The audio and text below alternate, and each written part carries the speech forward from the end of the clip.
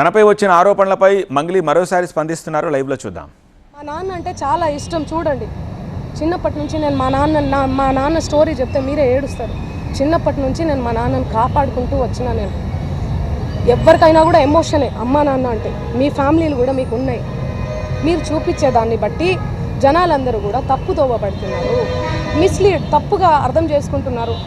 నన్ను తిడితే మీకు ఇష్టమా? మీ ఇంటి ఆడబిడ్డ లెక్క కదా నేను, చెప్పండి. మీరు పెట్టేదాన్ని బట్టే కదా వాడు తిడుతూ ఉంటారు. వాళ్ళు కింద అసలు వాళ్ళకి ఏం తెలుసు? ఏం మాట్లాడినా కూడా అసలు గాడిద మీద కూర్చొని పోతే అసలు గాడిద మీద కూర్చొని పోతుంది అంటారు. కింద నుంచి పోతే అసలు ఎందుకు ఎడ్డమంటే తెడ్డమంటే ఎడ్డం. దయచేసి చెప్తున్నా, నేను రిక్వెస్ట్ చేస్తున్నా, ప్లీజ్. ఎమోషన్ అయిపోతున్నా చాలా. నేను తప్పకుండా బాధితుల తరపున ఉంటా, నిలబడి ఉంటా. 100% బాధితులకు న్యాయం జరగాలి, వీళ్ళని కఠినంగా శిక్షించాలి, అంతే. నిందితుల మీద ఇప్పటివరకు మీరు కంప్లైంట్ చేయలేదని ఆరోపణ ఉంది. ఇప్పుడు డీజీపీకి ఎవరెవరి మీద మీరు కంప్లైంట్ చేశారు? మేము ఆల్రెడీ నార్సింగ్లో 23వ తారీఖే మేము చేసాము. సుబ్బారావు గారి మీద చేశాము, అండ్ వీళ్ళ మీద కూడా చేశాము. ఎవరైతే వినండి, ఎవరైతే నా పేరు చెప్పుకొని పైసలు వసూలు చేసిర్రో వాళ్ళ మీద, మధు నాయక్ మీద, హేమకాంత్ రెడ్డి మీద, సుబ్బారావు గారి మీద, అందరి మీద వేసామండి మేము. అందరి మీద. దానికి సాక్ష్యం మేఘరాజు. చూడండి, ఈయననే ఇచ్చి వచ్చాడు కూడా, కంప్లైంట్ ఇచ్చి వచ్చాడు కూడా.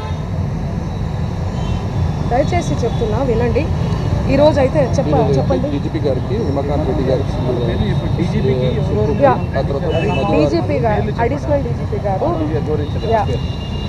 రమావత్ మధు, చూడండి, రమావత్ మధు అండ్ సుబ్బు సిగపోగు అండ్ హేమకాంత్ రెడ్డి, ముగ్గురు మీద ఫెయిర్ ఇన్వెస్టిగేషన్ కోసం నిజానిజాలు తేలాలే. పాపం ఆ బాధితుల పైసలు తీసుకొని ఏడబెట్టిర్రో కూడా వీళ్ళు తెలియదు. సో అందుకని మేము ఇచ్చాము. బినామీ అకౌంట్లు ఓపెన్ అవ్వాలి. థ్యాంక్ యూ సో మచ్ అందరికీ. Thank you so much. నేను మళ్ళీ నా పాటతో వస్తాను, ఓకేనా? Thank you. Investigation officer